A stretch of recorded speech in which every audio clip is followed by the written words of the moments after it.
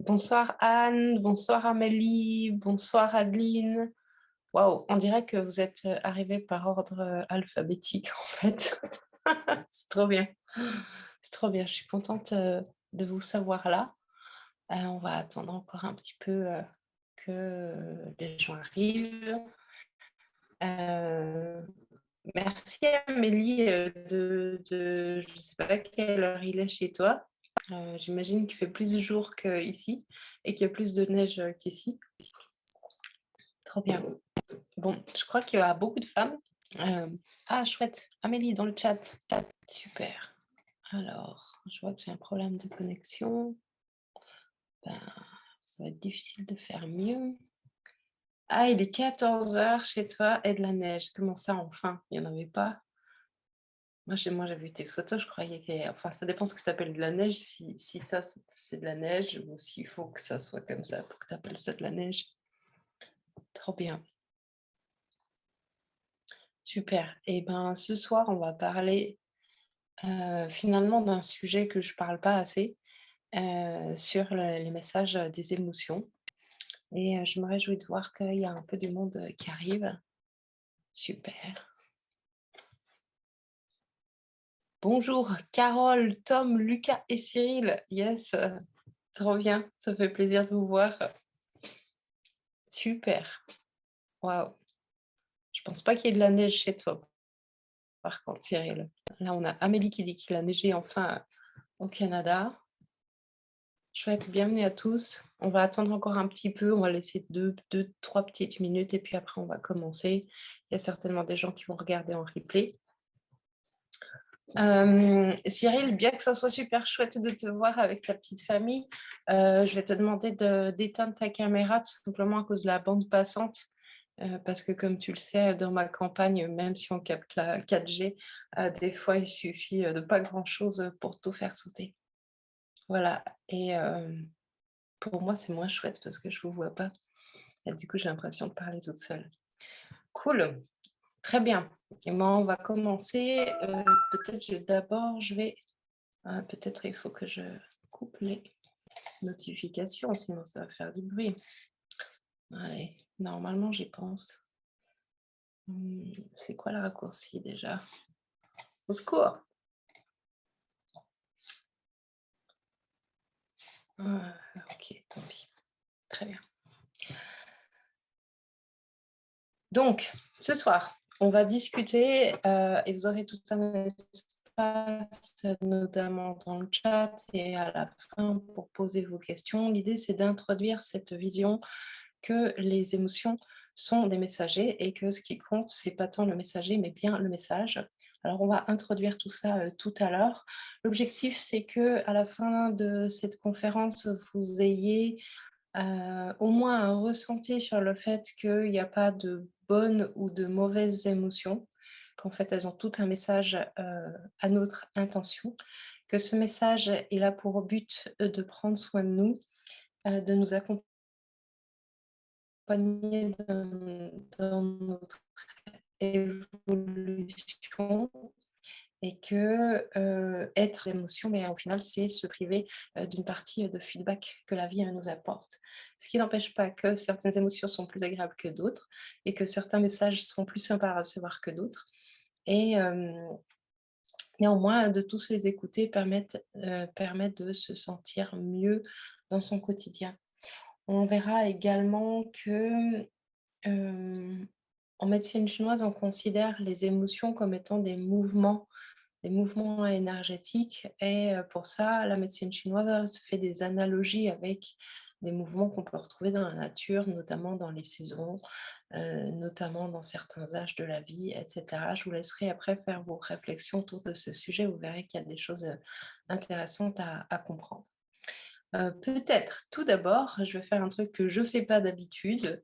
Je vais prendre le temps de me présenter. J'ai vu qu'il y avait des gens que je ne connaissais pas parmi les participants. Donc, je vais faire cet exercice difficile.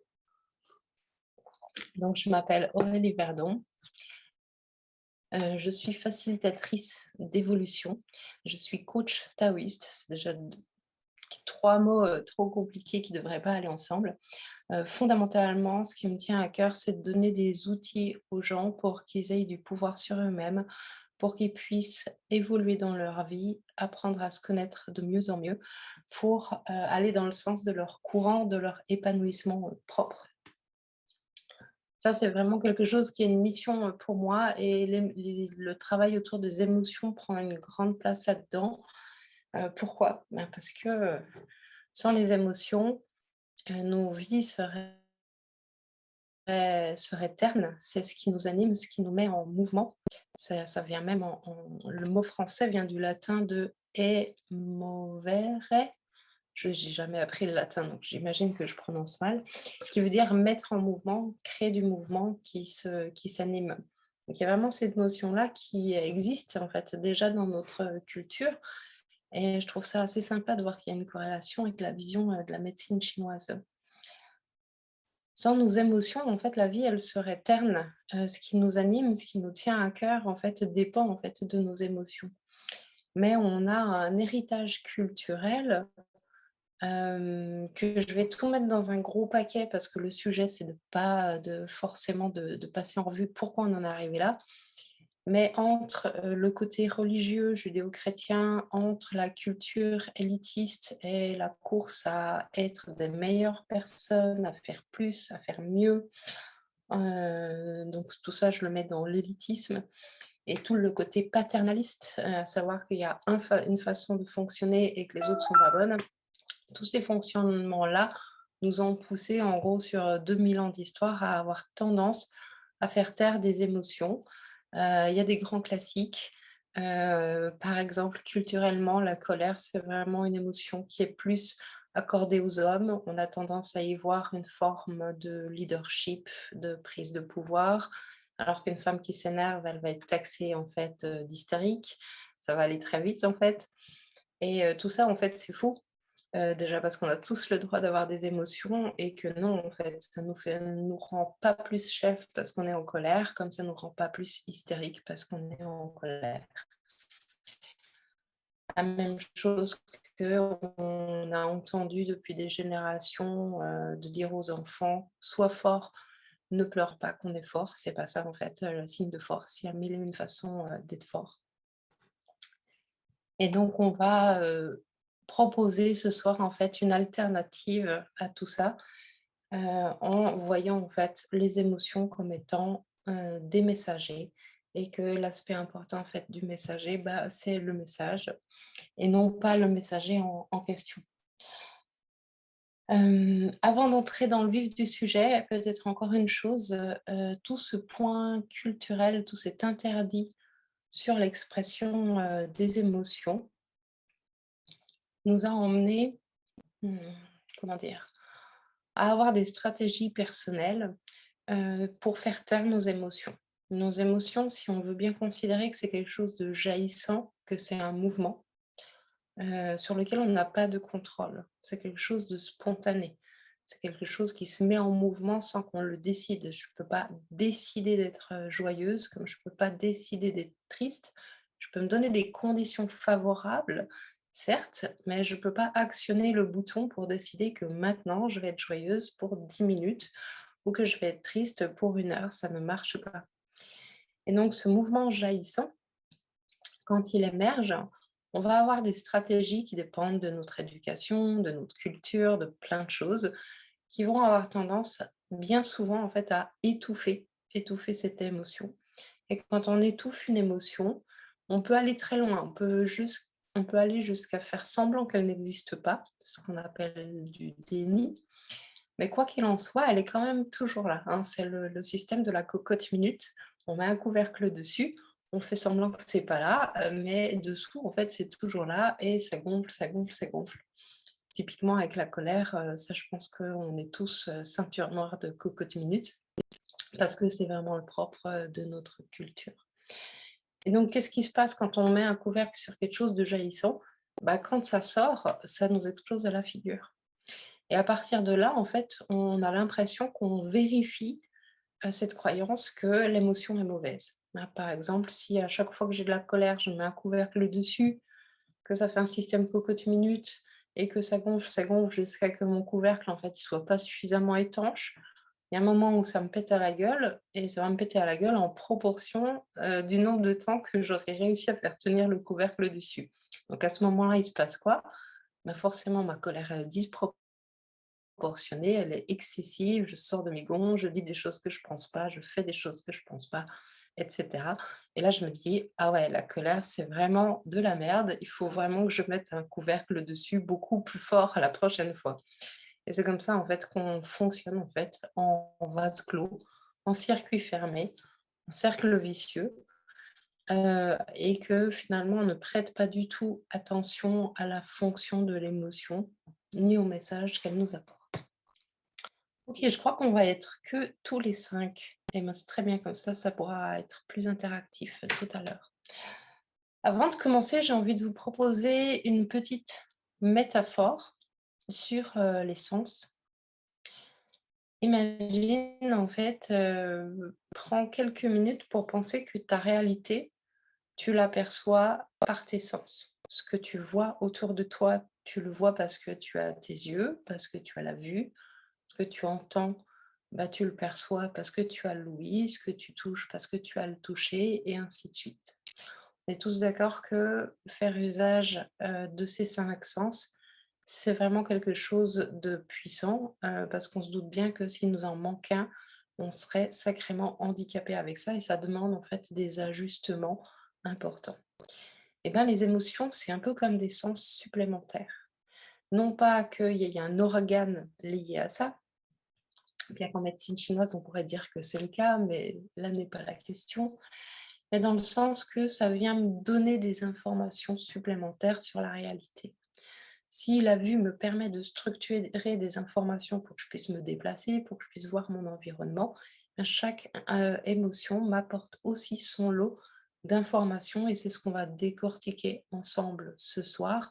C'est quels sont en fait les messages spécifiques des émotions principales. Alors, en médecine chinoise, on considère qu'il y a 5 émotions principales, qui sont, comme les couleurs principales, hein, comme quand on fait, de la peinture. On a 3 couleurs primaires, ben là, on a 5 émotions, primaires et après toutes les autres sont des déclinaisons, des mélanges de ces émotions-là. Forcément, d'un individu à l'autre, ça peut varier la composition et on passera un peu de temps, à la fin à regarder ça. Hem, je vois que ma connexion n'est pas hyper stable. Est-ce que vous pouvez mettre dans le chat si pour vous, c'est fluide? Que je sache s'il faut que je fasse quelque chose avec le routeur ou pas.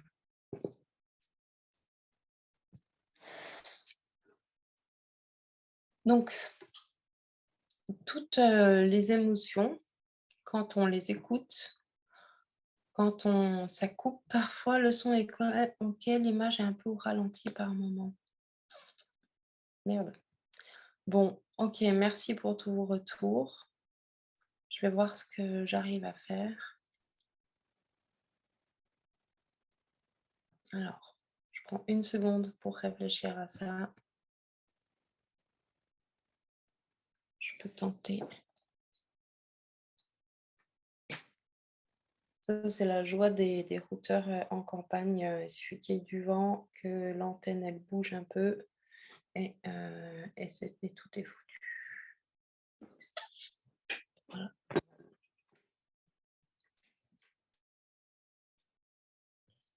Bon, faites-moi des stops si vraiment c'est pourri de votre côté, parce que moi je peux pas me rendre compte en fait, à quel niveau ça hache, vu que je vous ai pas en fait en interface. Donc, on va y aller comme ça. Qu'est-ce qui se passe quand, les émotions, en fait, on les laisse, s'écouler et qu'on écoute les messages? Bah, c'est des messages qui nous permettent de se réaligner dans nos vies, de se positionner, de faire des choix pour nous-mêmes et de fait, ça permet, en fait, d'avoir des mouvements qui sont, rythmés, des mouvements de vie qui sont fluides et pas qu'on bloque sur des situations. Ça permet aussi de rééquilibrer, le corps et l'esprit. En médecine chinoise, on va considérer en fait que les émotions, ça peut pas nous rendre malades, Mais par contre, empêcher ou faire quelque chose pour ne pas les ressentir ou les aggraver quand elles sont là, les rendre plus dramatiques qu'elles ne le sont, ça oui, ça peut apporter en fait des déséquilibres. Évidemment dans notre vie émotionnelle, bien sûr, dans notre vie, psychique, dans notre vie relationnelle, bref et même jusqu'à dans notre vie physiologique, hein. On peut vraiment se déséquilibrer jusqu'au corps, quand on n'écoute pas ses émotions. Si vous voulez un exemple simple, le burn-out. Burn-out, c'est la conséquence de je suis pas confortable dans ma situation. Fondamentalement, il y a un fond de tristesse et de colère qui s'installe et là-dessus, je serre les dents de ouf, façon cocotte minute et un jour, il y a tout qui pète jusqu'au corps. Dans un cas de burn-out, il y a vraiment un état d'épuisement général qui est extrêmement intense. Donc ça, c'est un exemple, mais il y en a plein d'autres. Bon, on va commencer, je vais vous partager, je vous ai fait un petit, visuel. Alors, est-ce qu'on peut partager l'écran tout en gardant une partie, d'image, une portion d'écran? Voilà. Tchouk. Ah non, c'est pas comme ça que je veux faire, pardon. C'est comme ça.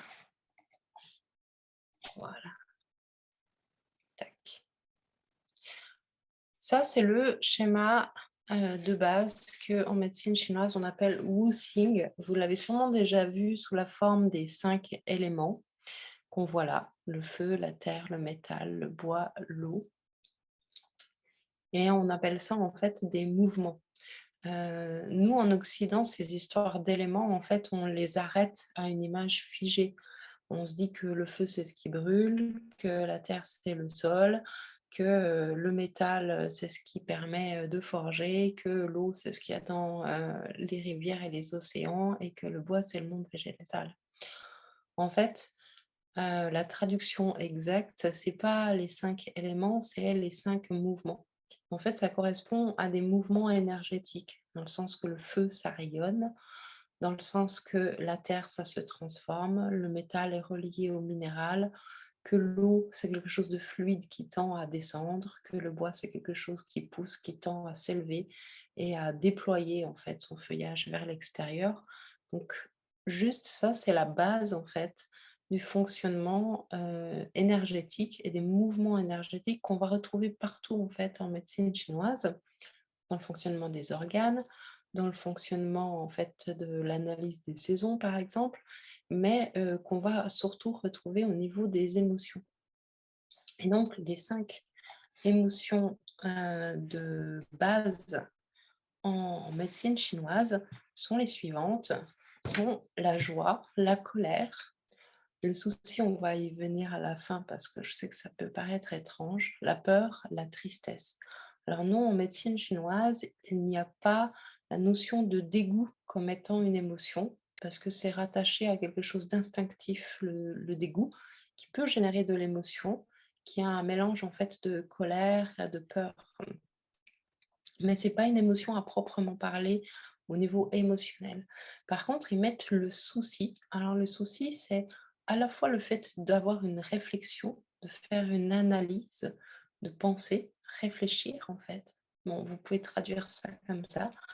Réfléchir est un processus de nature émotionnelle, mais qui est permis par une fonction mentale. Toutes ces émotions, en fait, elles ont un mouvement qui leur est propre et quand le mouvement est correct, quand le feu rayonne, ben, il réchauffe. Quand la joie rayonne, effectivement, elle nous réchauffe aussi. C'est imagé, évidemment. Par contre, ces mouvements, en fait, on peut les corrompre quand on use de notre volonté pour ne pas ressentir nos émotions.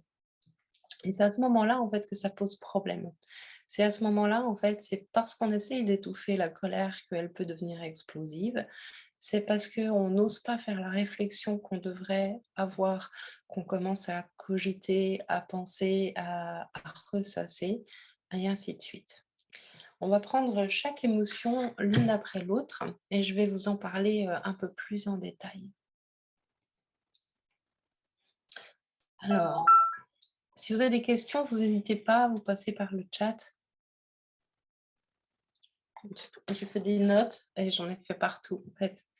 Du coup, faut que je les retrouve. Quand, le postier vous amène votre courrier, des fois, il vous amène des bonnes nouvelles, des fois, il vous amène des mauvaises nouvelles. Quoi qu'il en soit, en fait, c'est lui qui vous apporte les informations qui sont dans votre courrier. Mal les émotions, c'est exactement la même chose. Elles vous apportent, en fait, un type chaque émotion apporte un type de message et je vous invite vraiment à envisager que l'émotion, c'est le postier, le facteur et que, le message, c'est à vous, en fait, de l'analyser. Ça ne va pas vous sauter à la figure, c'est à vous, en fait, de faire une action consciente pour comprendre quel est le message qui est derrière. À partir du moment où vous comprenez que la colère est un messager et elle vous apporte un type de message, bah, vous pouvez commencer à faire la paix avec le fait qu'elle existe. Vous pouvez commencer à faire la paix avec le fait qu'elle vous apporte une information, certes peut-être pas agréable à vivre, mais qui va être nécessaire pour vous. Donc je vous propose qu'on commence par elle parce que souvent c'est celle qui pose le plus de problèmes, la colère. La colère, c'est une émotion qui est toujours reliée à un sentiment d'injustice. Quand la colère monte, on se sent, des fois on l'identifie très rapidement, des fois pas, on se sent dans une situation d'injustice, soit parce que un de nos besoins fondamentaux a été bafoué, non respecté, non entendu, etc. Soit une valeur importante pour nous qui n'a pas été entendue, pas écoutée, pas respectée, etc. Donc, quand la colère arrive, le message, c'est qu'il y a quelque chose de précieux pour vous, pour vous. Il n'y a personne d'autre qui peut le savoir à votre place, c'est quoi le truc précieux, qui a à voir avec vos besoins ou vos valeurs, qui n'a pas été respecté dans la situation. Et de fait, la colère, hein, son message, c'est qu'elle vous invite à apprendre, vous repositionner pour poser des limites, pour défendre et protéger ce qui est précieux pour vous. La colère, c'est une émotion en fait qui vous invite à la protection et potentiellement même à la révolte pour protéger ce qui est important pour vous. La colère, on pourrait dire que ce qu'elle nous dit, c'est prends soin de toi et prends soin de ce qui est précieux pour toi. Sois bienveillant et veille en fait à ce qui est cher à ton cœur. Ça, c'est vraiment le message de la colère. Et du coup, bah, c'est un message plutôt cool en fait. Certes, elle est un peu effrayante quand elle arrive, mais quand la colère monte, en fait, il y a quelque chose en fait qui n'a pas été respecté et qui vous procure un sentiment d'injustice. Donc quand les gens disent,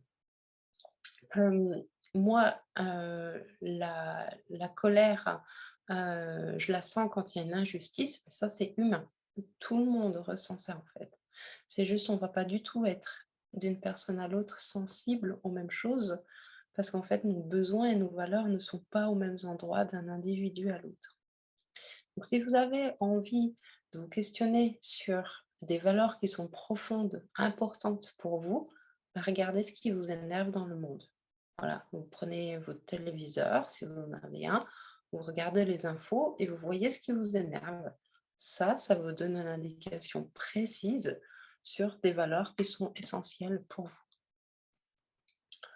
Quand au quotidien, vous êtes agacé, alors le grand classique, c'est il y a un truc qui va pas, on se serre les dents, on serre les dents et puis en fait, c'est pas la bonne personne qui reçoit la colère.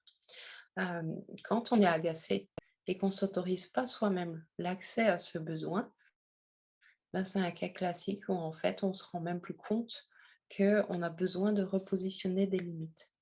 Donc le message de la colère, hein, c'est un message qui nous invite à nous affirmer dans le sens à dire ce pourquoi on veut voir le monde se déployer, les valeurs qui nous sont chères, les besoins qui sont essentiels et à quel endroit en fait on a besoin de repositionner une notion de respect. Donc, heu, sans la capacité à ressentir la colère, sans, l'écoute de cette émotion, on a beaucoup de mal, en fait, à ressentir de l'alignement et à sentir que ce qu'on fait, c'est juste, que ce qu'on dit, c'est juste et que la façon dont les échanges avec les autres se passent bien dans le respect. Si on craint le conflit, si on n'aime pas en fait le conflit, et c'est OK de ne pas aimer le conflit, il y a pas de problème avec ça, bah, ça va être très difficile en fait de se positionner et de s'affirmer si on n'écoute pas sa colère. Donc le sentiment de révolte, qui accompagne la colère, il est nécessaire en fait à un réalignement. Quand on se met en colère, on n'est pas obligé en fait de repositionner les choses avec violence. On n'est pas obligé en fait que nos mots dépassent nos pensées. On n'est pas obligé que ça soit accompagné d'agressivité et on n'est pas obligé en fait d'empiéter sur le territoire de l'autre en contrepartie, hein. Tu m'as piétiné, je te piétine aussi dans l'autre sens. On n'est pas obligé en fait de faire ça. Ça, c'est juste la résultante en fait de j'ai trop serré les dents, j'ai trop restreint mon périmètre et au bout d'un moment, j'étouffe et j'ai envie en fait de prendre plus de place. C'est un déséquilibre, que de fonctionner comme ça et ce déséquilibre, en fait, il s'arrête naturellement à partir du moment où on prend le temps de se poser et d'identifier en fait quels sont nos besoins. Donc typiquement, que ce soit les personnes qui sont très colériques, que ce soit les personnes qui ont de la colère rentrée et qui s'énervent pas, mais qui ont la capacité de péter les plombs, que ce soit les personnes qui sont avec des stratégies, d'auto-sabotage, d'auto-dévalorisation, tout ça, en fait, c'est une problématique liée à la colère et la solution à ça, c'est d'écouter, en fait, ses besoins, de faire un point, en fait. Quels sont les besoins que j'écoute pas? Ceux qu'on connaît, on a déjà posé des limites. Si la colère, elle émerge, en fait, c'est qu'on n'a peut-être pas identifié certaines choses et donc la réponse à un déséquilibre de colère, soit parce qu'on n'en a pas assez, soit parce qu'on en a trop, c'est de poser en fait une affirmation qui est alignée avec soi, à partir de ses besoins, à partir de ses valeurs, à partir en fait de, ce qu'on a envie d'exprimer. Pour ça, les pistes qui sont très intéressantes, c'est notamment la communication non violente. À partir du moment où je dis: «C'est mon besoin et j'aimerais que ça se passe comme ça», bah, l'autre il a le droit d'être d'accord ou pas, mais au moins il sait à quoi s'en tenir. Donc le message de la colère est un message d'invitation à prendre soin de ce qui est précieux, pour nous. La colère, on peut un peu la voir comme un guerrier. Elle est peut-être impressionnante, elle donne peut-être la capacité en fait d'avoir une force et une violence, qui peut nous subjuguer, nous impressionner, mais néanmoins en fait elle est là pour protéger des choses qui sont importantes pour nous. Et donc aujourd'hui, si, on peut voir une montée générale de la colère dans les peuples, eh ben, c'est parce qu'il y a notamment, en fait, beaucoup de besoins qui ne sont pas entendus, qui ne sont pas respectés.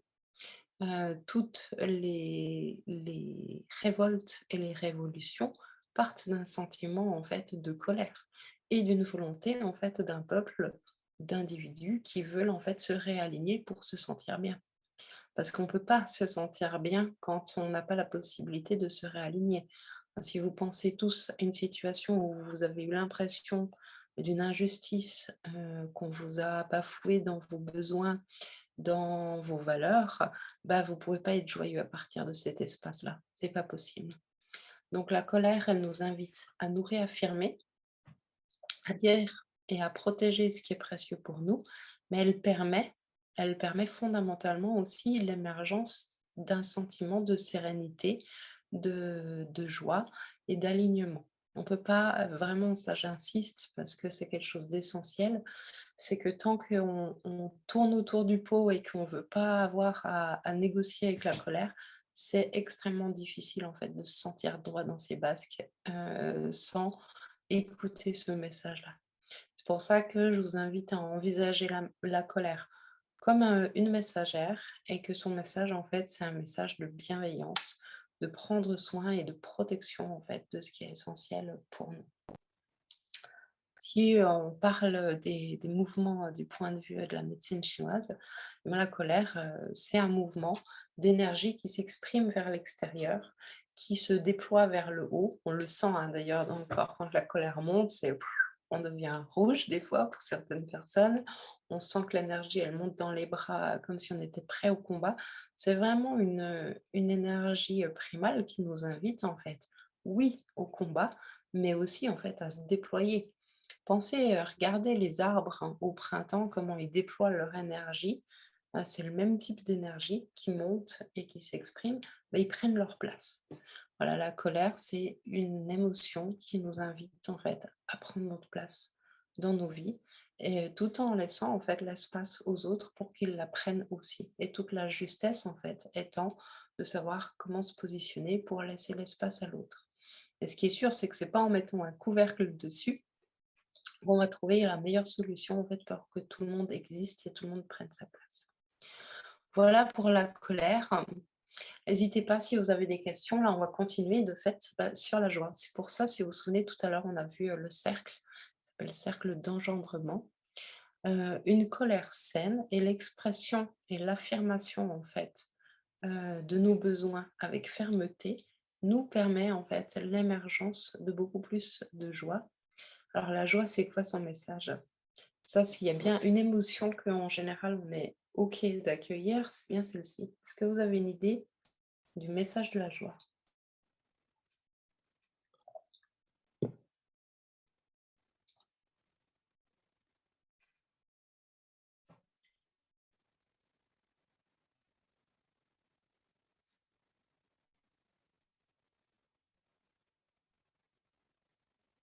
OK, je réponds à ta question, Amélie.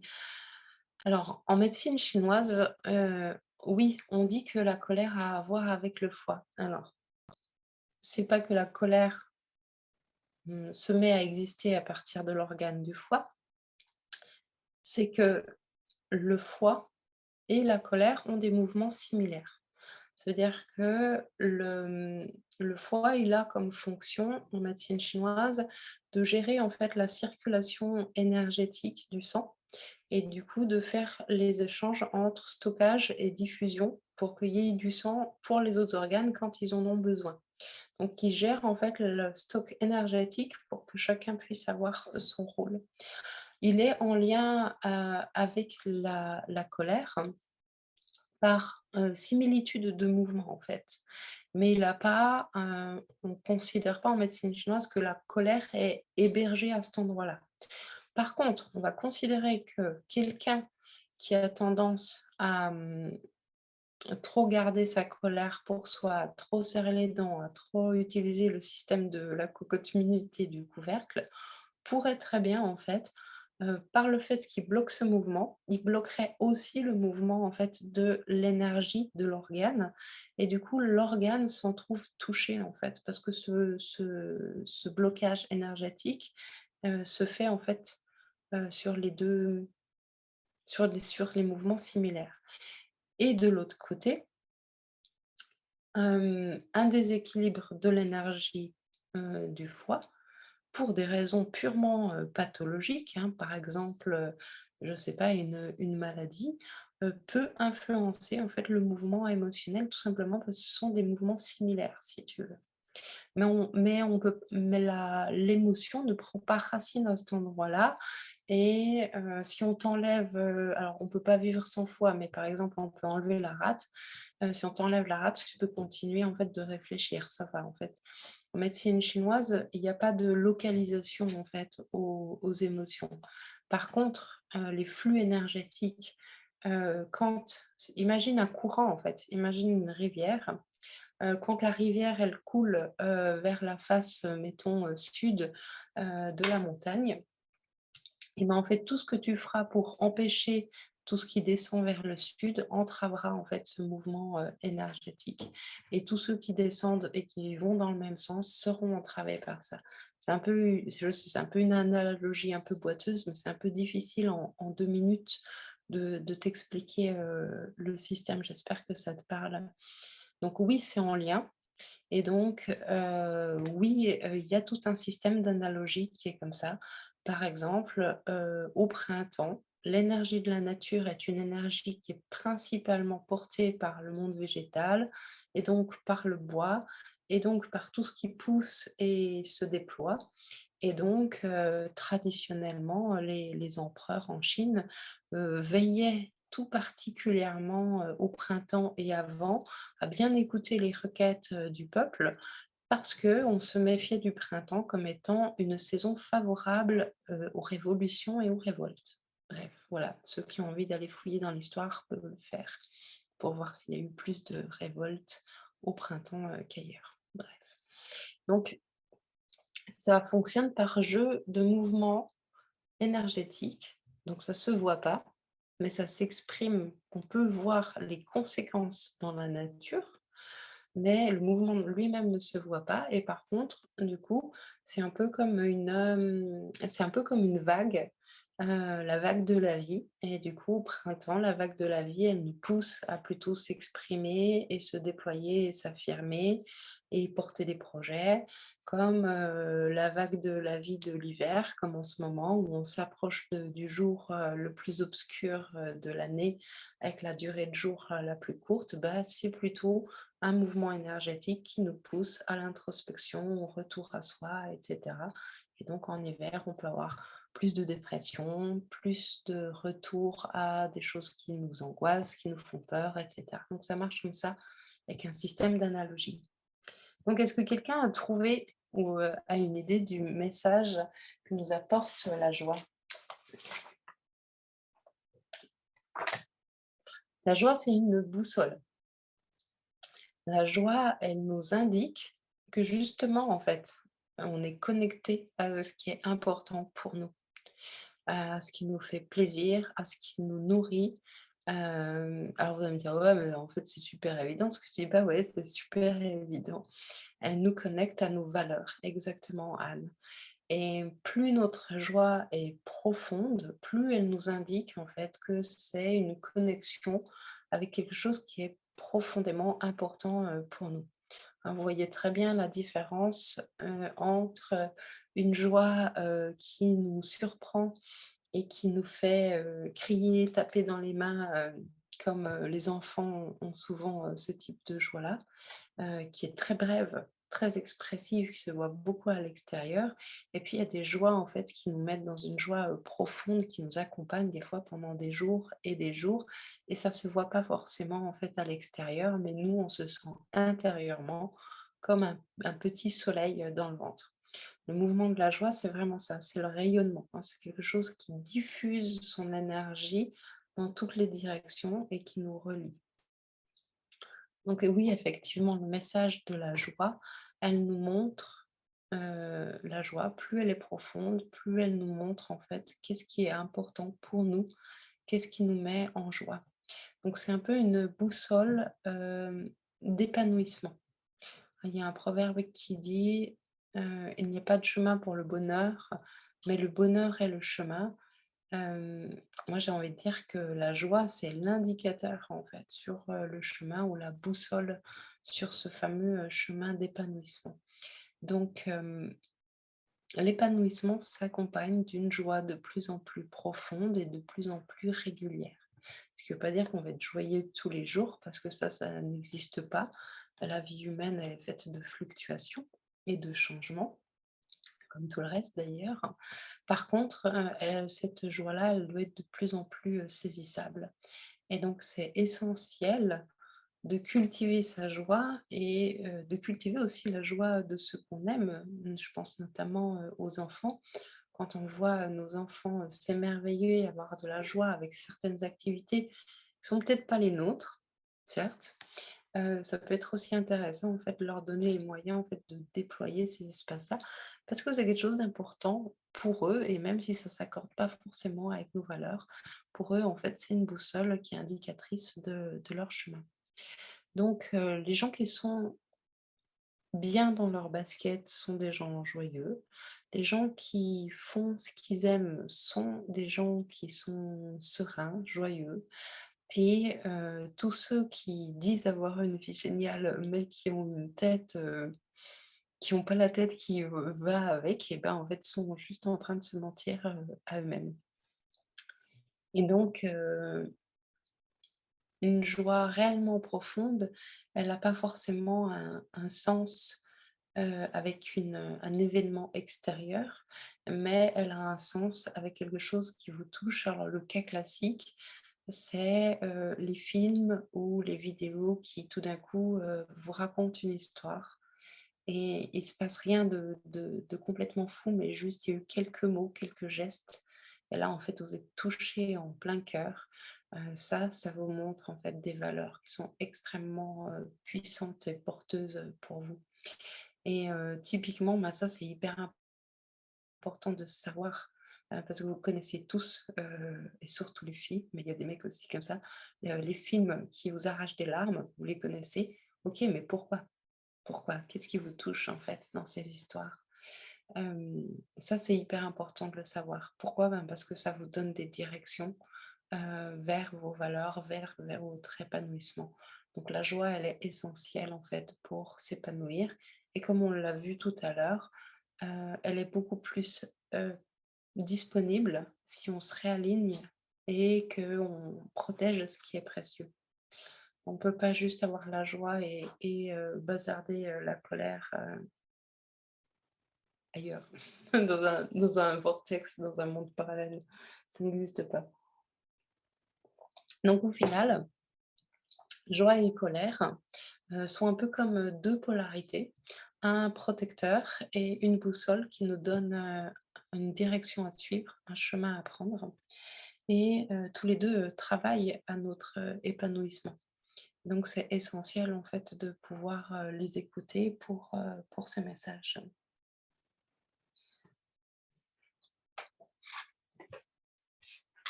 On va parler de cette notion on parlera de cette notion en fait de réflexion et de souci à la fin, parce que c'est souvent là où les gens ont des questions. Là, je vais vous parler, de la tristesse et de son message. La tristesse, c'est une émotion qu'on n'a pas envie, sauf les poètes maudits, et mélancoliques. Hem, En général, on n'a pas envie en fait d'avoir de la tristesse et bien souvent, c'est une émotion à laquelle on résiste très, très fort et quand la tristesse est trop forte, on s'effondre, très, très fort et pourtant, en fait, la tristesse, c'est une émotion qui nous montre notre impuissance. Quand quelque chose me touche et que c'est précieux pour moi, si je peux agir dessus, c'est la colère qui va monter. Si quelque chose me touche, mais que je peux pas agir dessus, là, c'est la tristesse, en fait, qui va venir. C'est peut-être pour ça aussi que les enfants sont plus facilement tristes, que les adultes, peut-être parce que les adultes ont une souvent plus grande que celle des enfants, que ça dépend peut-être d'une personne à l'autre. La tristesse, en fait, elle nous montre, que quelque chose, n'a pas la forme attendue, soit parce que c'est perdu, soit parce que ça a changé, soit parce que ça n'est pas comme on aimerait. Mais quoi qu'il en soit, la médecine chinoise, on dira que la tristesse, c'est une émotion qui vient quand on résiste à un changement. Et ce changement-là, ben, c'est un changement qui nous touche. C'est un changement qui nous touche et qui nous montre en fait notre fragilité. On est triste quand on se sent impuissant, quand on se sent éphémère, quand on se sent mortel, quand on se sent limité. Et c'est de ça qu'il s'agit en fait. Donc que ce soit quand on perd quelqu'un, un être cher, qu'on perd une relation, que pour quelque chose de peut-être beaucoup moins dramatique, on a passé des super vacances et il faut rentrer à la maison et reprendre le travail, on peut être triste. Bref, il peut y avoir plein de situations qui évoquent de la tristesse, Mais quoi qu'il en soit, il y a cette idée en fait que quand on est triste, on résiste à un changement. Et tant qu'on résiste, tant qu'on ne commence pas à négocier avec l'acceptation, bah, c'est la tristesse qui domine. Donc, le côté, bouddhiste de ça voudrait, que je vous rappelle que, dans la vie, tout change tout le temps et que pour la plupart de ces changements de la vie, on n'a pas prise dessus. Que ce soit les années qui passent, que ce soit, ceux qui naissent, ceux qui meurent, que ce soit le soleil qui se couche, le soleil qui se lève, les saisons qui se succèdent. Tous ces changements-là, en fait, on n'a pas prise dessus et il y a bien pas la possibilité d'arrêter un changement qui est en cours. Il n'a pas la possibilité de créer un changement, qui n'est pas en train d'avoir lieu et quand il se sent dans cette impuissance-là, c'est la tristesse, en fait, qui émerge. Donc la tristesse, elle a comme message, de nous dire qu'on est en train de résister à un changement. Et c'est pas grave quand on résiste, c'est OK d'être triste. Il y a plein de choses, en fait, qui demandent un temps et tout le temps où on va processer, en fait, de commencer à entrer dans un processus d'acceptation, ben, petit à petit, l'acceptation va prendre le pas sur la tristesse qui, elle, va s'effacer petit à petit. Oui, il y a des choses, qu'on met une vie à accepter, voire plus de choses, pour lesquelles, c'est complètement absurde de résister, parce qu'il y a rien de dramatique. Hem, si je pousse dans les caricatures, il y a les anciens qui disent: «C'était mieux avant». Il y a, ceux qui se plaignent, du temps. Voilà, quand il fait chaud, il fait trop chaud, ils sont pas contents. Quand il fait froid, ils sont pas contents et cetera. Et bah, des fois, il y a même un côté un peu mélancolique, derrière ce mécontentement. Donc la tristesse, c'est une émotion en fait qui nous relie, à notre part fragile d'être humain, à notre finitude, à notre vie éphémère et derrière ce message du changement auquel on résiste, ça nous montre aussi à quel point, chaque instant peut être précieux. Si vous avez perdu un être cher, si vous avez perdu une relation précieuse, vous avez eu ces pensées-là en vous disant: «Waouh, en fait, tous ces instants merveilleux, j'étais pas complètement dedans» ou alors au contraire, j'étais dedans et Dieu merci, j'en garde des superbes souvenirs ou des fois un peu des 2. Mais quoi qu'il en soit, ça nous montre en fait comment on se relie aux autres et c'est toute la notion en fait d'empathie qui se développe à travers la tristesse. Et donc, sans la tristesse, si on n'avait pas depuis l'enfance des petits chagrins, des gros chagrins, des déceptions, et cetera, ben, on aurait beaucoup de mal en fait à structurer de l'empathie. C'est, grâce au fait qu'on a déjà été triste qu'on peut rentrer en relation avec les autres et être empathique quand ils sont touchés par quelque chose qui ne concerne pas. C'est ça qui peut faire qu'on peut se pencher sur la cause de personnes, qui sont dans des situations qu'on ne connaîtra jamais et être touché au point d'avoir envie d'agir. Sans la tristesse dans l'enfance, sans toutes les déceptions et les tristesses, les chagrins qu'on a dans l'enfance, ben, on serait juste des psychopathes, en fait. Je sais pas, vous voyez les enfants quand ils arrivent tout juste à marcher, qu'ils ont 1 an et demi. Et ben, un camion de pompiers rouges, ça devient une arme terrible pour, le grand frère ou la grande sœur et à ce moment-là, le niveau d'empathie est proche de zéro. Il faudra qu'ils prennent deux trois coups de Barbie dans la figure avant qu'ils se rendent compte qu'est-ce que ça fait d'avoir mal, qu'est-ce que ça fait d'être triste et de pouvoir commencer en fait à structurer, de l'empathie et cet apprentissage-là, en fait, il est nécessaire. Donc, empêcher la tristesse, ben, déjà, c'est pas possible, de 1, c'est carrément pas possible, mais c'est aussi, empêcher tous nos petits entraînements, au deuil, aux pertes, qui vont être inéluctables finalement, dans la vie. Parce que, tôt ou tard, on va être confronté en fait à la perte de personnes qu'on aime, à des situations qu'on aime, à des vies qui nous conviennent et cetera, à un état de santé qui se dégrade, enfin peu importe. Il y a forcément en fait des changements dans nos vies et certains de ces changements ne vont pas dans le sens de ce qu'on souhaiterait et c'est là où on résiste et c'est là où on est triste.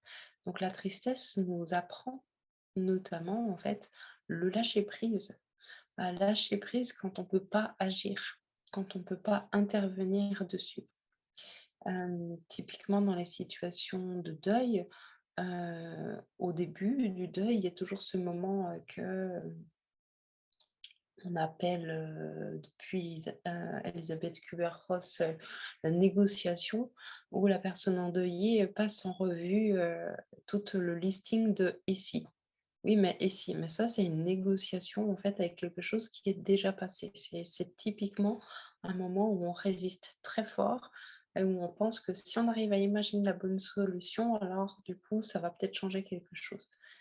Mais non, en fait, ça change rien. Donc la tristesse, c'est une émotion qui nous montre, qu'on n'a pas compris encore à quel point tout change tout le temps, qu'on n'a pas compris à quel point tout est éphémère et à quel point, en fait, ce qui est précieux se situe dans l'instant présent et que tout ce qu'on peut faire quand on n'a pas le pouvoir de faire changer les choses, c'est de lâcher prise. Et il y a ce magnifique, dicton de Marc Aurèle, qui dit, «Seigneur, donne-moi la force de changer ce qui peut l'être, de d'accepter ce qui ne peut être changé et la sagesse de distinguer l'un de l'autre». En fait, il parle de cette énergie liée à la colère où on peut agir et faire quelque chose dessus. Et il parle de la tristesse où quand on ne peut pas agir, en fait, il faut lâcher prise. Et il parle très justement de cette sagesse, de savoir à quel moment il faut faire la différence entre l'un et l'autre. Et je trouve ça très fin parce que bien souvent, on peut s'exciter et vouloir agir à des endroits où on n'a pas prise. Parfois, on est triste à des endroits où on pourrait agir. Et là, on aurait plutôt besoin de l'énergie de la colère pour passer à l'action, pour s'affirmer. Bref, donc la tristesse est une émotion qui nous ramène en fait à notre reliance, à notre fragilité, à notre empathie et aussi au fait de lâcher prise. Donc c'est celle qui nous pousse, je dirais, le plus vers, un endroit qui est délicat pour nous en tant qu'occidentaux parce qu'on est très fortement, dans le contrôle. Mais, il y a plein de cultures, je pense notamment aux cultures orientales, asiatiques, où en fait cette notion de tout change tout le temps et ça fait partie en fait du deal de départ, où il y a beaucoup plus de d'acceptation en fait sur le changement. Donc, accepter la tristesse, c'est, remettre de la place aussi pour notre adaptabilité et sur notre nature d'humain, parce qu'on est des changeants, on est fait pour s'adapter, on est fait pour vivre dans le changement et de trop se rigidifier, en fait, c'est dangereux, pour nous.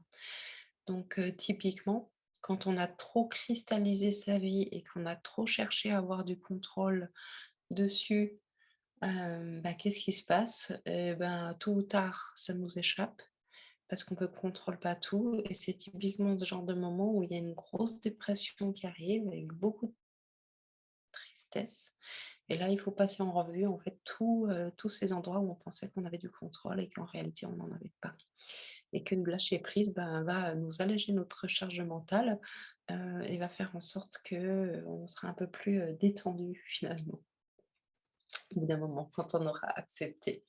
Et ça peut prendre le temps que ça prend. Ça, c'est vraiment très, très personnel, la notion, d'acceptation. Il y a pas de culpabilité à ressentir de la tristesse. L'idée, hein, c'est vraiment pas de l'éliminer, c'est vraiment une messagère et elle nous montre en fait, qu'il y a un processus de lâcher prise, de deuil qui doit se mettre en place et d'acceptation à vivre. Et que tant qu'on refuse de le vivre, ou tant qu'on essaie de faire que ça se passe autrement, bah, en fait, la tristesse, elle reste là, en fait. Et elle fait son warning jusqu'à qu'on rentre dans le processus. Donc c'est aussi un message qui est finalement très sain et qui a pour but de nous permettre d'évoluer fortement. Et maintenant, on va parler de la peur. Alors, la peur, c'est l'émotion la plus archaïque, on va dire, celle qui est le plus reliée à nos instincts. Sans la peur, on mourrait tous, vraiment, très vite. Je crois qu'il y a un cas enfin, il y a un cas qui a été hautement étudié aux États-Unis d'une femme qui ne ressentant pas la peur et elle a été découverte, sauf erreur, parce que en fait, elle a eu une réaction complètement atypique lors d'un braquage ou un truc, potentiellement dangereux, et cetera.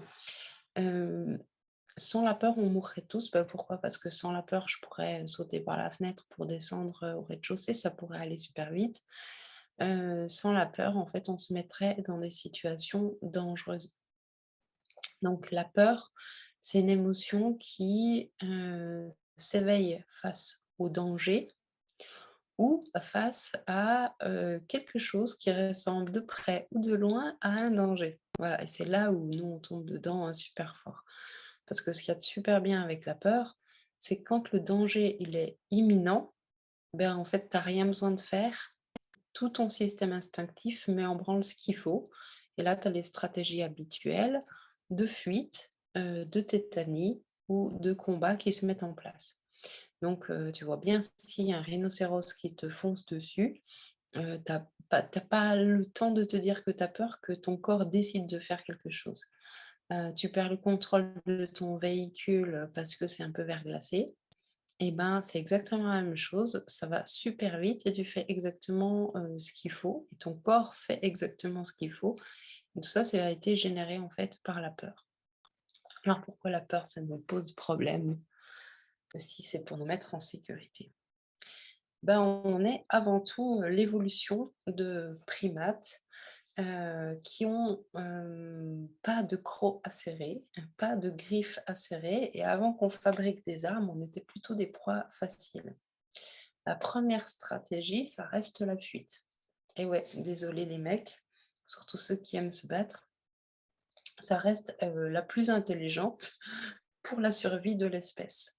Le combat, c'est intéressant quand la fuite n'est pas envisageable ou que ce qui risque d'être perdu, est trop important en fait, pour fuir. Et la tétanie, ben, c'est quand, les 2 semblent compliqués, hein. C'est pour ça, petit aparté, c'est pour ça que les filles, qui se font ou les mecs d'ailleurs, hein, qui se font agresser, dans le métro, ont rarement des réactions agressives ou violentes parce qu'en fait, on ne peut pas fuir et que c'est un système en huis clos et bien souvent, l'émotion qui prend le dessus, c'est la tétanie dans ce genre de situation.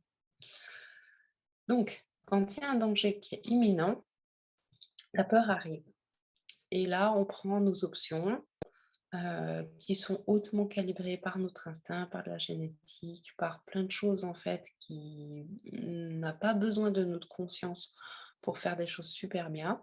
Et donc on a le choix entre tétanie, fuite, combat. Mais quand le danger n'est pas imminent,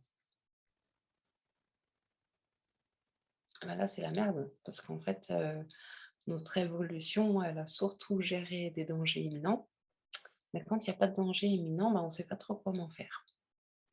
Et quand on a peur, mais qu'il n'y a pas de danger, alors il se passe quoi là?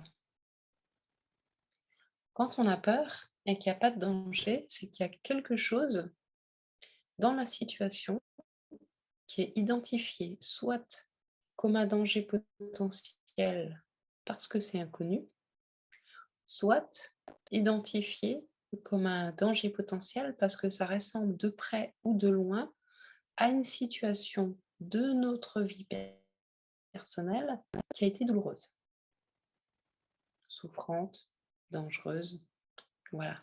Mais des fois, ça suffit juste de s'être fait larguer, pour avoir peur, Voilà, si le mec, qui t'a largué, il portait, une écharpe rouge, à chaque fois que tu vois ton amoureux avec une écharpe rouge, tu prends un coup de flip et tu sais pas pourquoi, hein.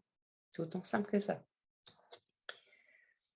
Donc la peur, elle nous informe, d'un danger, elle nous invite à nous mettre en sécurité et et c'est une émotion qui pose pas de problème à la plupart des gens parce qu'en fait, quand il y a un vrai danger, comme je le disais, le corps prend le relais.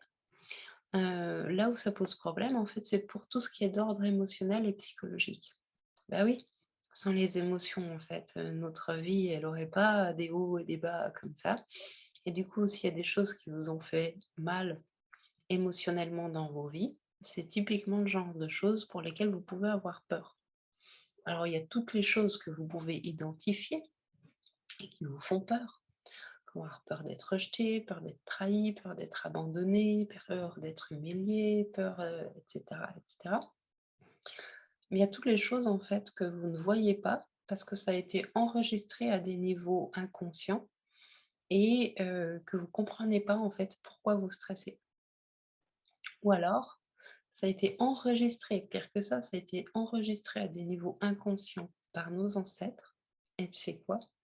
Quand on était enfant et que nos parents faisaient des choses pour sortir d'une situation dangereuse parce que c'était identifié comme de la survie, ben, nos neurones, ils ont enregistré ça et on a calqué les réponses sur nos parents quand ils faisaient quelque chose en type survie.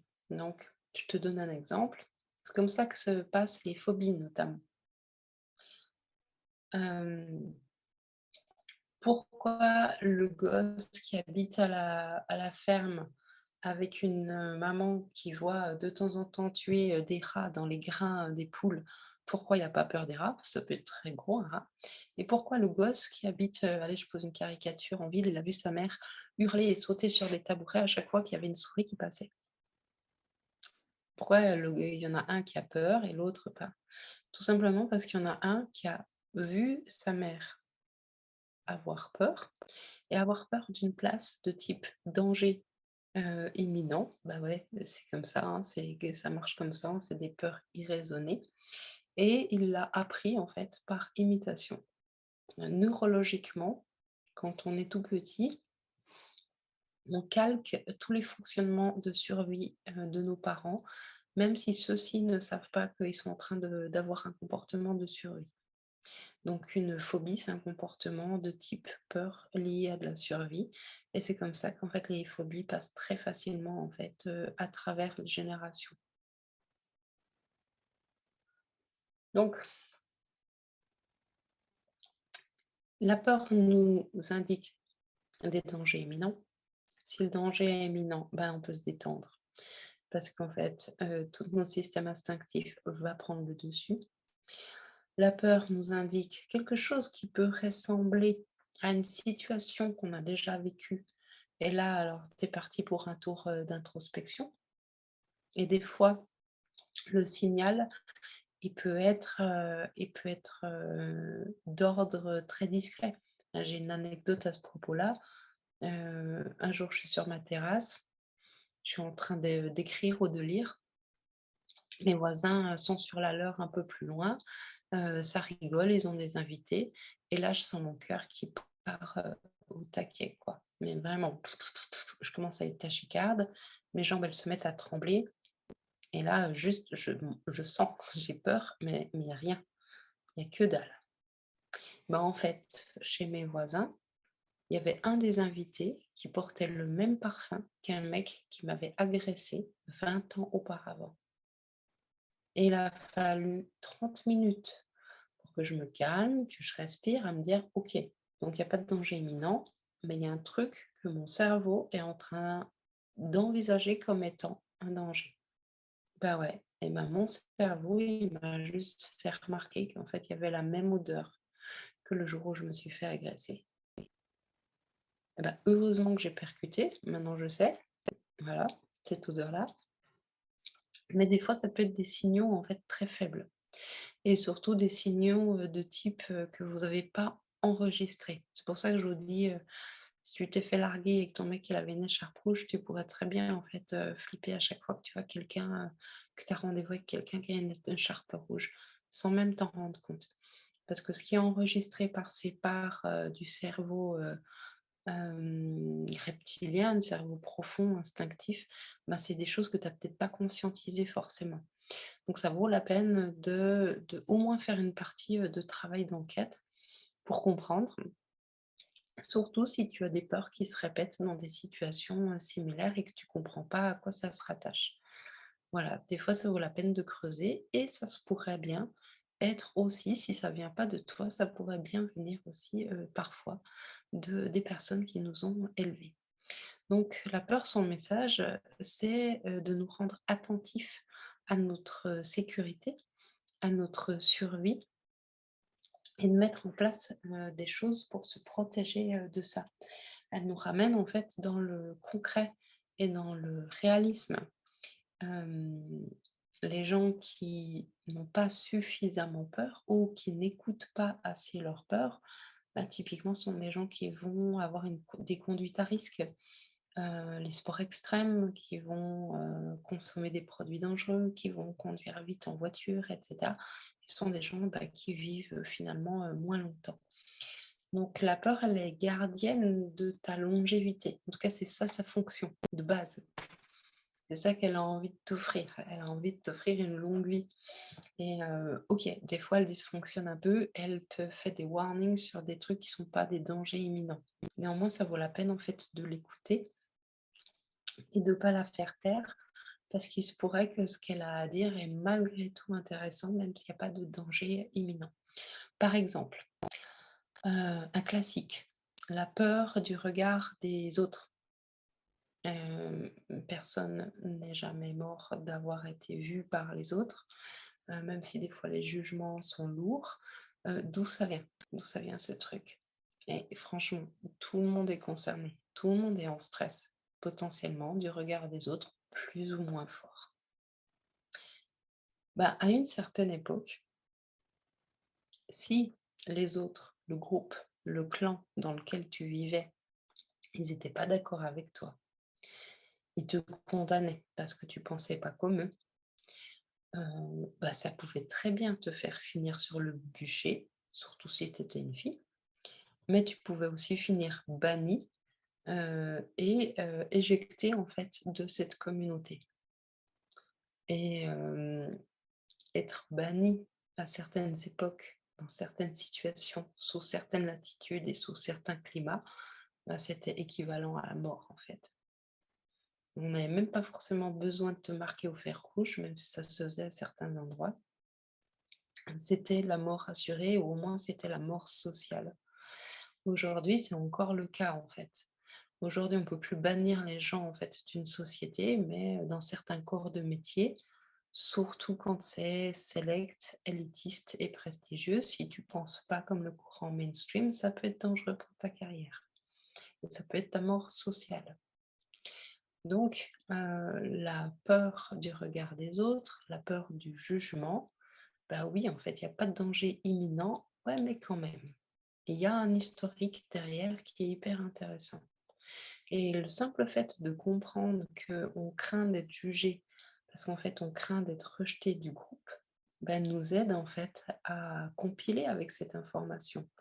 Si à chaque fois en fait que tu vas voir, je sais pas, ta belle famille et que tu as peur, qu'on te fasse un commentaire de travers, ben, en fait, tu comprendras que derrière ce que tu as envie, eh ben, c'est d'être, de pouvoir adhérer au clan et d'en faire partie et que tu crains d'être rejeté. Et tu vas dire: «Ah bah oui, en fait, finalement, c'est peut-être légitime que j'ai cette peur. OK, très bien». Et à partir de là, ben, tu peux faire les choses autrement que d'une place de réaction. Voilà pour la peur et son message. Donc c'est un message qui nous pousse qui nous invite à nous mettre en sécurité, à prendre soin de nous et à prendre soin de notre longévité. On va terminer sur la notion de souci, de réflexion. Donc, pour beaucoup de gens, c'est un peu étrange que je dise que réfléchir, c'est émotionnel. un processus mental, mais de nature émotionnelle et surtout, c'est la réflexion qui nous permet de relier toutes les émotions qu'on a vues. Là, vous m'avez écouté pendant 1 heure et vous avez analysé si ce que je disais, c'était juste par rapport à votre perception du monde, à votre ressenti, à ce que vous avez vécu, à ce que vous avez en mémoire dans vos vies. Et en fait, vous avez utilisé des banques de données d'informations et vous avez fait le pont avec ces différentes émotions qu'on a parlé, mais vous avez fait ça en fait avec votre réflexion, votre capacité d'analyse. Quand ça fonctionne bien, ben, ça fonctionne exactement comme ça.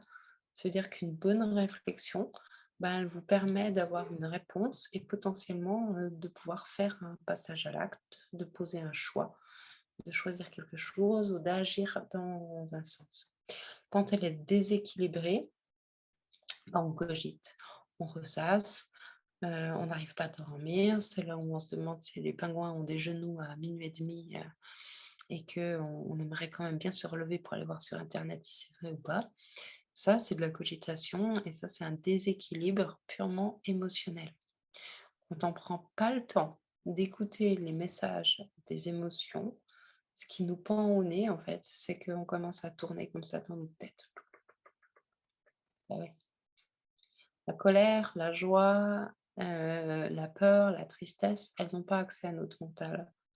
Mais par contre, si elles ont la possibilité, en fait, de nous faire cogiter et quand on n'écoute pas, nos émotions, ce qui se passe, ce qui est central, en fait, c'est cette notion de réflexion, de souci et de ressassement.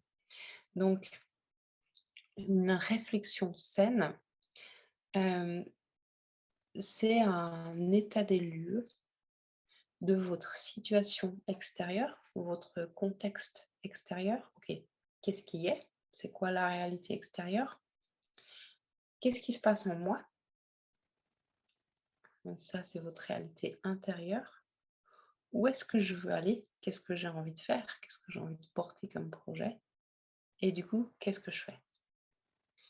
Toutes les autres réflexions, qui permettent pas, en fait, ce genre de synthèse, toutes les réflexions qui n'aboutissent pas, en fait, ne servent strictement à rien, si ce n'est, à coûter de l'énergie, en fait, à votre système, à votre cerveau et à tout le reste.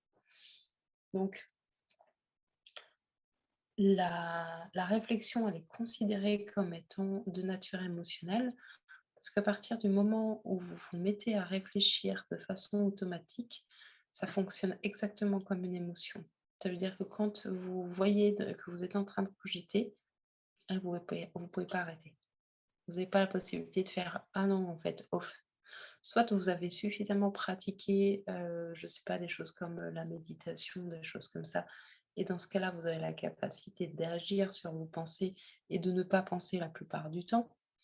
Mais pour la majorité des gens, ils constatent qu'ils sont en train de réfléchir quand le processus du petit vélo qui tourne dans la tête, il a déjà commencé il y a quelques heures, ou moins. Ça, c'est vraiment une nature émotionnelle parce qu'en fait, vous n'avez pas prise dessus. Et pour avoir prise sur la réflexion, ça demande en fait d'avoir une analyse claire de la situation. C'est notre gouvernail en fait. Enfin, si tu sais pas, ce que tu pilotes, où est-ce que tu veux aller et pourquoi tu veux y aller, ben, en fait, il y a bien des chances que tu arrives nulle part. Et ben, la réflexion, en fait, elle permet ça. Elle permet de faire une synthèse, de la situation extérieure, de notre situation intérieure et notamment grâce aux émotions. Vraiment, j'insiste, c'est hyper important. Hein, moi, je vous invite à faire, ne serait-ce qu'une synthèse, ben, votre situation, aujourd'hui, 19 décembre 2021, voilà, comme beaucoup de gens, sur terre, vous êtes touchés, par le covid, ben, on pose un peu le décor, voilà. Qu'est-ce qui est? C'est quoi la réalité aujourd'hui? C'est peut-être pas ce que vous avez choisi, mais c'est ça. OK. Ça, c'est votre réalité extérieure. OK. Intérieurement, c'est quoi vos joies? Où est-ce que vous voulez aller? C'est quoi les choses qui méritent que vous vous affirmiez? C'est quoi vos colères? Les besoins que vous n'avez pas identifiés? Quelles sont les choses que vous craignez? Quelles seraient les choses sur lesquelles qui pourraient vous rendre triste, les choses sur lesquelles vous n'avez pas prise? OK. Mais en fait, rien que ça, on fait déjà un tour d'horizon extrêmement fort, juste avec ces quelques axes, finalement. Donc la réflexion, elle permet de faire une synthèse de tout ça. Sans elle, en fait, on serait juste, mis en mouvement par nos émotions. On n'aurait pas la capacité, de faire plus que agir. Donc, elle est créative quand elle bosse pour nous, la réflexion, quand elle s'appuie sur nos émotions et pas quand elle fait semblant que: «Ouais, non, mais ça va, je suis pas en colère, tout va bien», ou ce genre de choses. Elle s'appuie pour de vrai, en fait. Elle prend racine à ces endroits-là, qu'elle tient compte, en fait, de la réalité extérieure. Ça, en fait, c'est juste être capable, en fait, de réalisme, de pragmatisme, d'être terre à terre, mais c'est aussi ça qui permet d'être, créatif, imaginatif et de trouver des solutions, pertinentes pour soi à un instant. Donc, voilà le tour des messages, des émotions. Hem, je vais peut-être juste synthétiser encore une fois cette histoire de soucis et de réflexion. La réflexion, elle nous invite vraiment en fait à analyser les choses de notre point de vue à nous, en tenant compte de notre intériorité à nous et pas à celle des autres, et d'en faire une synthèse pour trouver l'action la plus juste, la plus cohérente, celle qui peut nous porter vers la joie, celle qui peut permettre un réalignement et une affirmation, etc. Donc voilà en fait les émotions principales et leur message en médecine chinoise. On va faire un petit temps de questions-réponses et comme ça je peux manger ma mandarine qui me fait trop envie.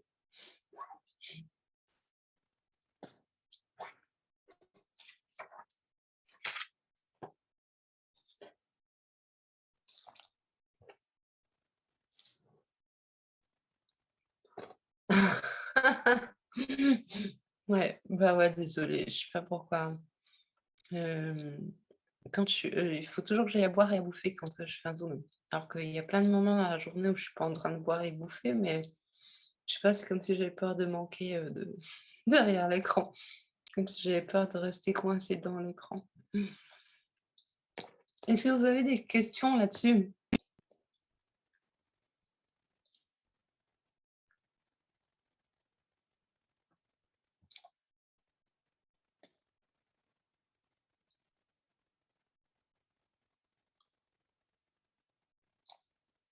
Je parie que vous êtes en train d'écrire et qu'il y a tout qui va arriver en même temps. Alors, pendant que vous écrivez vos questions, je vais juste vous faire un petit partage et vous montrer un truc.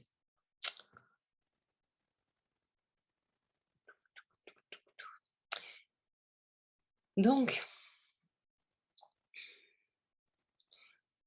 là, on voit bien en fait que ça, c'est ce qu'on appelle le cycle d'engendrement. En fait, chaque émotion, elle a des interactions possibles avec toutes les autres, mais elle a un ordre favorable dans le sens qui favorise l'émergence du prochain. Donc, quand on se met en colère, qu'on pose nos limites et qu'on se réaligne, et ben, qu'on se réaffirme, c'est favorable en fait à la joie. Quand on est joyeux et serein, ben, en fait, c'est favorable à une réflexion saine, beaucoup plus facile de réfléchir et d'avoir l'esprit clair, en fait, quand vous êtes joyeux, quand, vous avez eu des émotions agréables qui vous ont nourri et cetera. Pourquoi la réflexion peut favoriser la tristesse? Bah, parce qu'en fait, elle nous amène à une forme la réflexion, l'analyse nous amène à une forme de lucidité, de clarté, qui, normalement, si on a bien processé notre réflexion, nous ramène au fait que tout change tout le temps et nous invite, en fait, à cette tristesse qui n'est pas une tristesse qui nous fait nous effondrer, mais une tristesse qui nous rappelle, en fait, que chaque instant est précieux et que les plus beaux cadeaux, en fait, se situent dans le présent. Ça nous ramène, en fait, à ça et évidemment, ben, la tristesse, de par cette notion de présence, nous ramène aussi de fait à la vigilance, à la peur et cetera et la peur, ben, selon le type de danger, peut nous faire basculer en mode combat et donc nous faire rentrer dans un processus de colère. Donc ça, c'est le cycle qu'on appelle le cycle d'engendrement. Ça, c'est son mouvement équilibré, mais il peut être en déséquilibre. On peut avoir une colère trop forte qui entrave la joie, on peut avoir une joie excessive qui nous empêche de réfléchir. On peut être tellement en train de ressasser qu'on ne ressent pas la tristesse, on peut être tellement triste qu'on ne ressent pas la peur, etc. Et il existe un autre circuit amour, je les ai pas mis. Ah ouais, bon, bah là, c'est les éléments, mais c'est la même chose. Il y a des interactions, les flèches au centre, on les appelle le cycle de contrôle. Ça veut dire que, il y a encore des interactions. Là, on va pas les passer en revue ce soir parce que ça demanderait de détailler, mais je ferai une conférence spécifique là-dessus, prochainement ou pas. Je sais pas. Ah, je vois qu'il y a des questions, je vais revenir.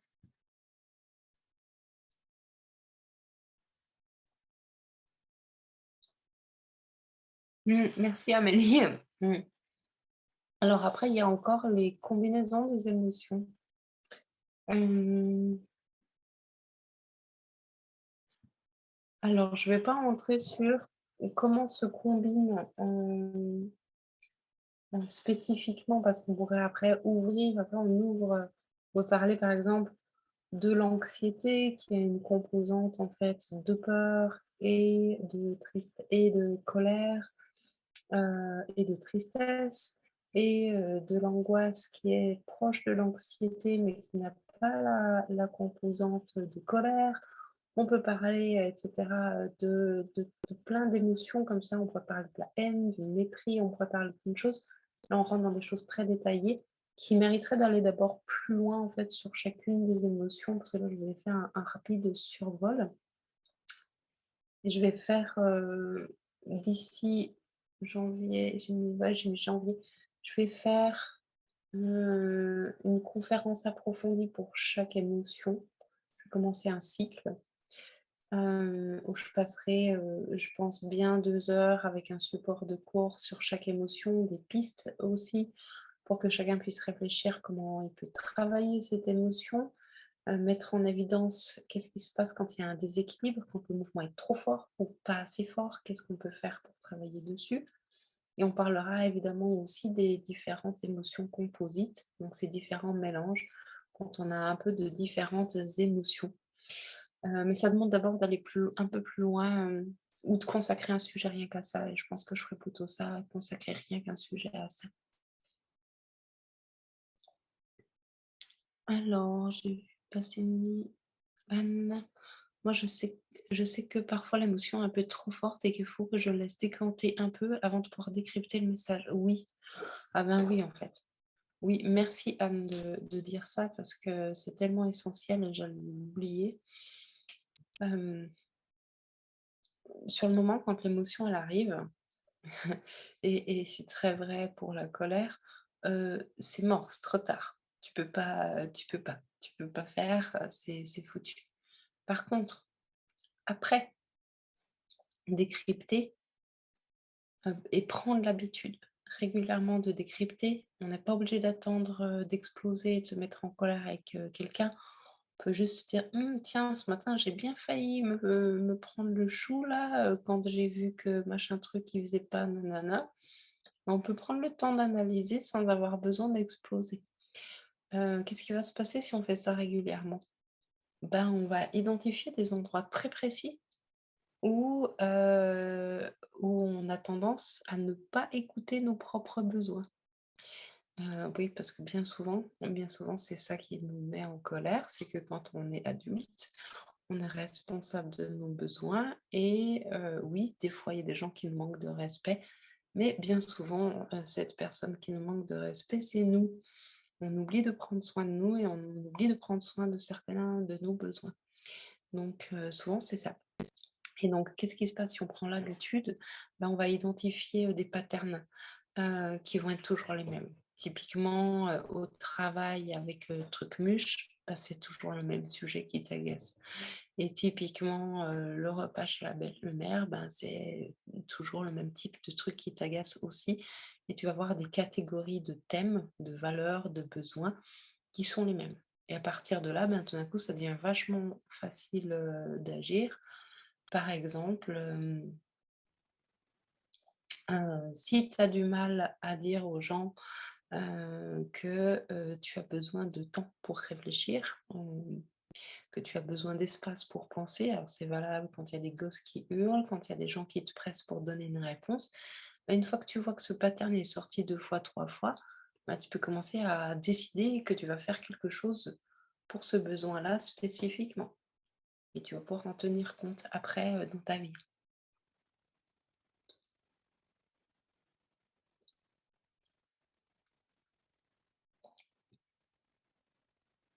Alors, j'ai même pas lu jusqu'à la fin, excuse-moi.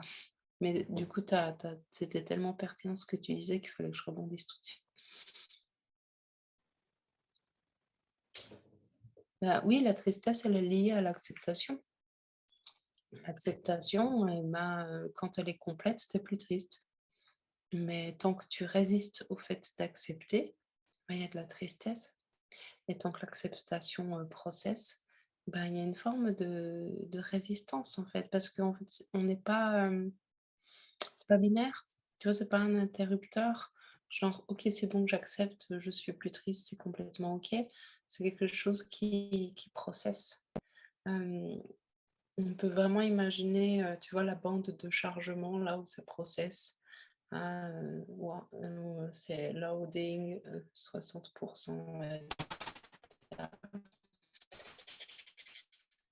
bah, ouais, en fait, les processus de deuil, c'est des trucs qui chargent comme ça et ça processe.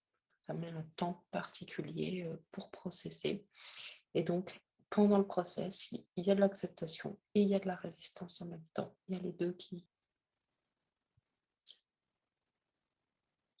est-ce que vous avez d'autres questions? Est-ce qu'il y a un truc que j'ai pas dit que vous auriez voulu que je dise? Donc voilà pourquoi, les émotions sont des messagers. Voilà pourquoi écouter ces messages, bah, finalement ça peut que nous être utile, dans nos vies. Non, on va pas y arriver, du jour au lendemain en un claquement de doigts. Par contre, on peut garder ça en tête, quelque part. On peut prendre un temps régulier, pour se poser et se faire une introspection et se dire: «Ah bah tiens, où est-ce que j'en suis, de telle émotion?» On peut, à chaque fois qu'il y a une grosse émotion qui arrive, prendre un temps après, je dis bien après, parce que pendant, on n'y arrive pas, pour se poser et se dire: «OK, ben, pourquoi j'ai été triste là-dessus? Pourquoi je me suis mis en colère là-dessus?» et cetera et avoir une idée, en fait, d'où on en est et plus on fait ça, bah, plus qu'est-ce qui se passe? Bah, plus ça devient OK, en fait, d'avoir des émotions. Du coup, on n'a plus besoin de tous nos couvercles, de marmite. Du coup, il y a plus de stagnation d'émotions qui nous sautent à la gueule parce qu'on prend l'habitude, en fait, d'écouter les messages. Du coup, les gens autour de nous, ben, tout d'un coup, ça peut être inspirant pour eux et typiquement les enfants, ils peuvent apprendre à le faire aussi et du coup, on se rend compte que, il y a une espèce de culture tacite, un interdit émotionnel qui sert vraiment à rien.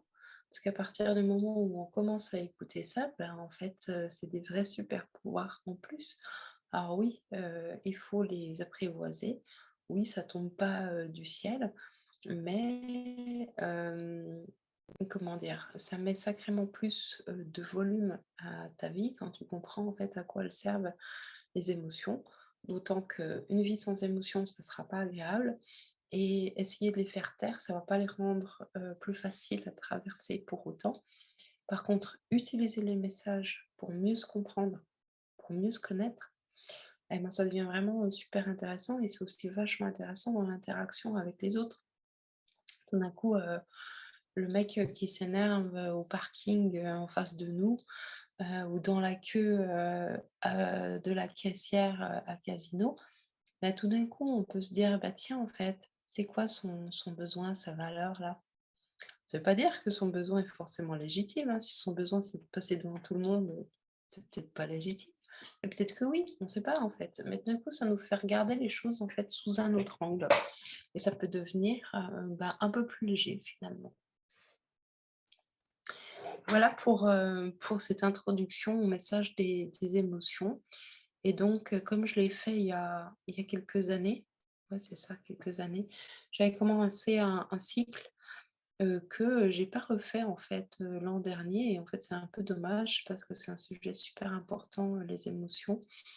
Et donc je vais approfondir chaque émotion en conférence pendant, 2 heures, et on verra spécifiquement en fait les interactions avec les autres émotions, parce qu'en fait c'est hyper puissant aussi de voir comment ça marche en termes d'interaction.